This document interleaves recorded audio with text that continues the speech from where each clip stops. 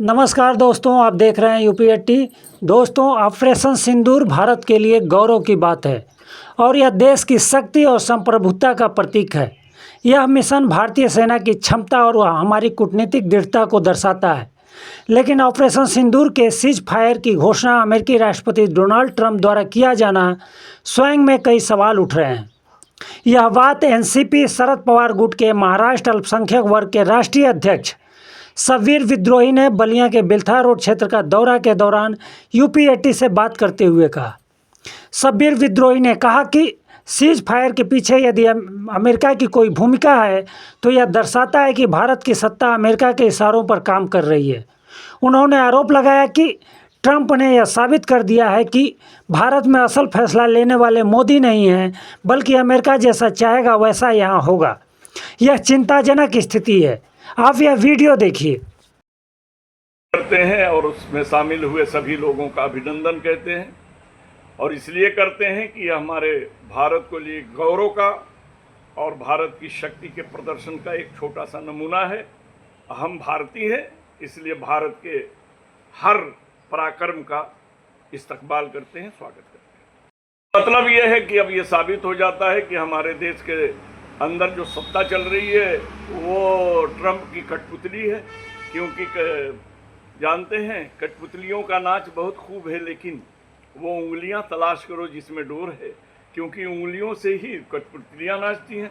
Trump ने साबित कर दिया कि भारत में मोदी कोई फैसला लेने वाला व्यक्ति नहीं है, जो मैं फैसला लूंगा वो मोदी मानेगा।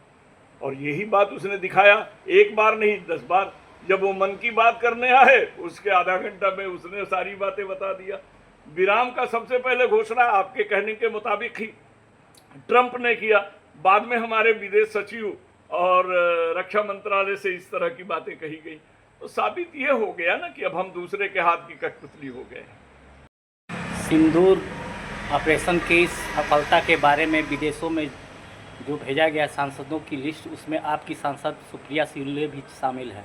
इस पे आपको क्या कहना है? ठीक है, वो सर्वदलीय मीटिंग के मामले में मामला था। सर्वदलीय के तरफ से हमारी सुप्रिया सुले चूंकि पार्टी की कार्याध्यक्ष है और अध्यक्ष की बेटी है, इसलिए उनका नाम क्या, वो पार्लियामेंट की मेंबर है और संसद में सबसे सीनियर मेंबर वही है।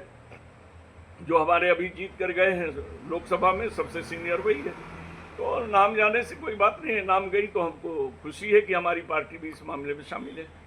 जो उत्तर प्रदेश में आगामी विधानसभा चुनाव में आप खुद लड़ेंगे या समर्थन देंगे? देखिए, अभी तो मैं एक बात बताऊं, हवा में जब हवा तालाब के तरफ से आती है तो ठंडक लेकर आती है और किसी कचरे खाने से आती है तो बदबू लेकर आती है। अभी तो आप पत्रकार के द्वारा जो कुछ हवा चलाई जा रही है, दोनों की मर्जिंग की भी चलाई जा रही है, दोनों एक होने वाले हैं, चलाई जा रही है। तो हम आज क्या हैं, कल क्या रहेंगे, ये तो भविष्य की बात है। और अशोक जी, हम भविष्यवक्ता नहीं है कि हम भविष्य में क्या करेंगे, लेकिन हम पहलवान जरूर हैं। हम लिंगोट कस के खड़े रहते हैं कि जब लड़ाई लड़नी होगी तो हम लड़ाई लड़ लेंगे। अभी फिलहाल इस पे कुछ चर्चा वर्चा आपके पार्टी में चल रही है? अभी कुछ चर्चा वर्चा है कि नहीं? फिलहाल नहीं। चर्चा जब बड़ों पे चल रहा है तो छोटे इसमें क्या करें हैं। हम तो बड़े के स्वागत पर तालियां बजाते हैं और जब अपनी अपेक्षाओं की पूर्ति नहीं होती है तो गालियां सुनाते हैं। ये तो ताली और गाली जनता से जुड़ी हुई है, लेकिन गाली और ताली से समाज नहीं बदलता है। समाज बदलता है विचारधाराओं में और मतदाताओं के मतदान से, क्योंकि यह तो जानते हैं ना कि सबसे बड़ा दान होता है मतदान। आज वो भी जाति पात पर, भेदभाव पर, पैसे पर, दारू पर, कंबल पर, सिंबल पर चला गया है। तो हम आप क्या कर सकते हैं। वैचारिक लड़ाइयाँ बंद हो गई हैं, समाज के अंदर जो है प्रतिशोध की भावना जन्म ले रही है। हमारा ये मानना है कि इस देश का तब तक उद्धार नहीं होगा जब तक आदमी का आदमी से प्यार नहीं होगा। आप पूछ रहे हैं कि आप अपना तरफ से कुछ कहना चाहेंगे। जरूर हम कहना चाहेंगे और हम इसी 4 पंक्तियों में कहना चाहेंगे। आइए मिलकर एक अभियान चलाया जाए, पहले इंसान को इंसान बनाया जाए।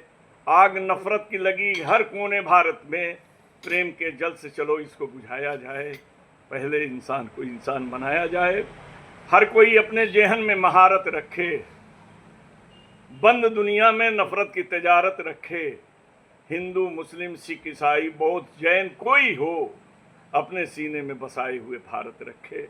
यही संदेश देना चाहेंगे कि हम भारतीय हैं, भारत को बचाएं, भारतीयता को बचाएं, संविधान को बचाएं, शांति को लाएं। नारा अगर लगाएं तो अमन आइन जिंदाबाद, शांति संविधान जिंदाबाद का नारा लगाना का काम करें। बस इतना ही। आप देखते रहिए UP 80 न्यूज़। बहुत बहुत धन्यवाद।